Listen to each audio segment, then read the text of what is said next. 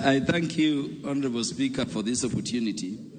Honorable Speaker, the main reason why parliaments exist in the world is on the doctrine that there can be no taxation without representation. And so I want to beg to remind both sides of the House that once this finance bill is passed, it will not be anybody. It will be you who taxed the Kenyans. And that is why you are elected directly by those Kenyans.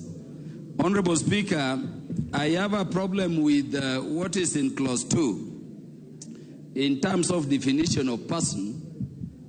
And I know the chair for the committee is listening. My interpretation of what is in clause 2, if you read it together with section 26, subsection 5 of the Tax Act referred, includes everybody. Everybody, possibly in terms of the definition under that section 26, section 5, it includes